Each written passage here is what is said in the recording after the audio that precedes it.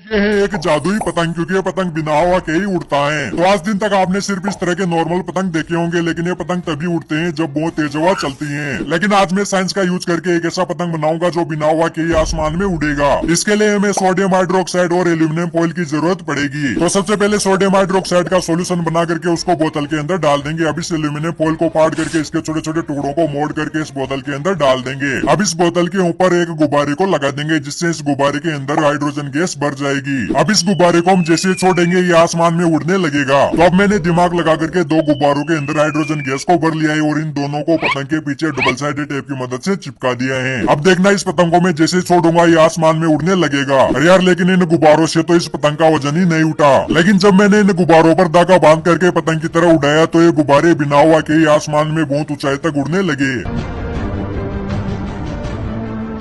दिनों में रजाई ओढ़ करके सोते हो तो आपको पता होगा कि जैसे हम रजाई ओढ़ते हैं तो हमारी रजाई धीरे धीरे गर्म होने लगती है। लेकिन क्या आपने कभी सोचा है कि आखिर जब हम रजाई ओढ़ करके सोते हैं तो हमारा शरीर उस रजाई को कितनी देर में और कितने टेम्परेचर में गर्म करता है? तो चलो आज हम इसी का एक एक्सपेरिमेंट करके पता लगाते हैं। इसके लिए मैं इस टेम्परेचर मीटर को रजाई के अंदर लेकर के सोऊंगा और फिर देखते हैं कि हमारी रजाई कितनी देर में कितनी गर्म होती है। तो अब हमारा तापमान 14 डिग्री हो गए हैं। चलो अब इस टेम्परेचर मीटर को लेकर के मैं इस रजाई के अंदर चला जाता हूँ। तो यार रजाई के अंदर आते ही हमारा तापमान बढ़ने लगा है और सिर्फ 2 मिनट में हमारा तापमान 21 डिग्री हो गया। लेकिन सर्दी की वजह से हमारी रजाई थोड़ी देर में ही ऊपर से गीली हो गई, इसीलिए इस एक्सपेरिमेंट को हमें रूम के अंदर करना पड़ेगा। अरे यार, लेकिन रूम के अंदर आने के बाद हमारी रजाई का तापमान बाहर के मुकाबले बहुत धीरे धीरे बढ़ रहा है और 5 मिनट में हमारी रजाई का तापमान 23 डिग्री हो गए हैं और अब मुझे बिल्कुल भी सर्दी नहीं लग रही। तो यार 25 मिनट बाद हमारी रजाई का तापमान 30 डिग्री हो गए हैं, लेकिन अब ये बहुत धीरे धीरे बढ़ रहा है और 44 मिनट में हमारा तापमान 33 डिग्री हो गए हैं, लेकिन अब मुझे गर्मी लगने लगी है। इसलिए मैं रजाई से लगाने के बाद आपको पढ़ाई करने से कोई भी नहीं रोक सकता, क्योंकि पढ़ाई करते समय हमें नींद आ जाती है। लेकिन इस चश्मे को लगाने के बाद आपको पढ़ाई करते टाइम कभी भी नींद नहीं आएगी। तो इस चश्मे को बनाने के लिए हमें एक high blink sensor, buzzer, relay, Arduino और एक हाई वोल्टेज डीसी जनरेटर की जरूरत पड़ेगी। तो जब हम इस जनरेटर के इनपुट में 1.5 वोल्ट की सप्लाई देते हैं तो इसके आउटपुट में बहुत ही हाई वोल्टेज निकलता है, जिससे हमें बहुत ही तेजी से इलेक्ट्रिक शॉक लगता है। तो अभी मैंने इन सारी चीजों के कनेक्शन इस आर्डिनो पर कर दिए हैं और इस पावर बैंक की मदद से मैं इस आर्डिनो पर सप्लाई दूंगा। तो अब मैंने कंप्यूटर की मदद से इस आर्डिनो पर प्रोग्रामिंग को सेट कर लिया है। अब जैसे मैं अपनी आंखों को बंद करूंगा तो हमारी ये रिले ऑपरेट हो जाएगी। अब मैंने इस हाई वोल्टेज जनरेटर के कनेक्शन इस रिले से कर दिए हैं और इसके आउटपुट के दोनों वायर को बॉडी से टच कर लिया है। अब जैसे मैं अपनी आंखों को बंद करूंगा तो हमारी रिले जनरेटर को ऑन कर देगी, जिससे मुझे बहुत तेजी से इलेक्ट्रिक शॉक लगेगा।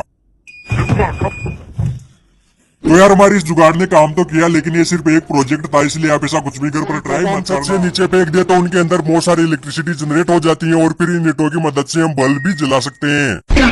अरे घबराओ मत, ये बल्ब तो जुगाड़ की मदद से जल रहे हैं, लेकिन आज मैं सच में आपको इस ईंट और हमारी पृथ्वी की ग्रेविटी की मदद से बिजली बना करके दिखाऊंगा। इसके लिए हमें जरूरत पड़ेगी एक गियर मोटर, एक टायर, एक बल्ब और एक ईंट की। अब मैंने इस मोटर को लोहे की रोड पर चिपका करके इस पहिए पर 20 फीट धागा भर लिया और एक ईंट को तोड़ करके उसके टुकड़े को इस पहिए के धागे पर बांध दिया है। तो ये तैयार है हमारा ग्रेविटी जनरेटर। अब जैसे मैं इस टुकड़े को छोड़ूंगा तो ये ग्रेविटी के कारण नीचे की तरफ जाएगा, जिससे हमारी मोटर इलेक्ट्रिसिटी जनरेट करेगी। तो अब मैंने इस जनरेटर को हमारी छत पर लगा दिया है। चलो अब इस ईंट को नीचे गिरा करके देखते हैं कि हमारी मोटर कितना वोल्टेज जनरेट कर रही है। अरे यार, मुझे लगता है कि हमारा वोल्ट मीटर खराब हो गया है, क्योंकि वोल्टेज ही मेजर नहीं कर पाया। लेकिन जब मैंने इस पर इस 5 वोल्ट के बल्ब को कनेक्ट किया तो ये तो फुल ब्राइटनेस में जल रहे हैं, लेकिन अभी दिन के कारण आपको दिखाई नहीं दे रहा होगा। चलो मैं इसको रात में दिखाता हूँ। मोबाइल के स्पीकर को डायरेक्ट 220 एसी वोल्ट करंट दे करके चलाएं। क्या हमारे मोबाइल का स्पीकर डीजे की तरह बहुत जोर से बजने लगेगा? चलो ट्राई करके देखते हैं। अरे मैं तो पूरा काला हो गया यार। अरे घबराओ मत, मैं तो एक्टिंग कर रहा था, लेकिन आज मैं सच में इस मोबाइल के स्पीकर पर डायरेक्ट 220 एसी वोल्ट करंट दे करके देखूंगा। इसके लिए मैंने इस मोबाइल को खोल करके इसके अंदर के स्पीकर को बाहर निकाल लिया है और ये स्पीकर एकदम चालू कंडीशन में है।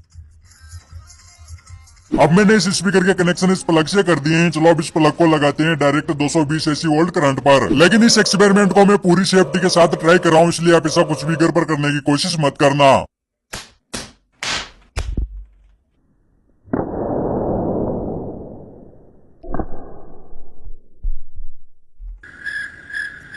ये है एक जादुई लेंस, क्योंकि इस लेंस की मदद से हम किसी भी चीज को गायब कर सकते हैं। अरे टेंशन मत लो, ये तो एडिटिंग का कमाल है। लेकिन आज मैं सच में आपको एक ऐसा लेंस बना करके दिखाऊंगा जिसकी मदद से हम किसी भी चीज को गायब कर सकते हैं। तो इसके लिए सबसे पहले टेबल में स्केल की मदद से 12 सेंटीमीटर, 29 सेंटीमीटर और 44 सेंटीमीटर पर मार्क कर लेंगे। अब दो बराबर साइज के बॉक्स लेकर के उनको 12 सेंटीमीटर और 29 सेंटीमीटर वाली मार्क पर रख देंगे और 44 सेंटीमीटर वाले निशान पर एक बड़ा सा टेबल रख देंगे। अब दो बराबर साइज के मैग्नीफाइंग ग्लास लेकर के उनको इन बॉक्स के ऊपर चिपका देंगे और इनके आगे एक कैमरे को रख देंगे। तो ये तैयार हो गया हमारा गायब करने वाला लेंस। अब इस लेंस के पीछे मैं किसी भी चीज को ले जाऊंगा तो वो गायब हो जाएगी। और जब इस लेंस के पीछे मैं इस पेन को ले गया तो ये तो सच में गायब हो गया। मैंने बहुत सारी अलग अलग चीजों को इस लेंस के पीछे ले जाकर के देखा और सारी चीजों को इस लेंस ने गायब कर दिया। लेकिन ये कोई जादू नहीं है बल्कि साइंस का कमाल है।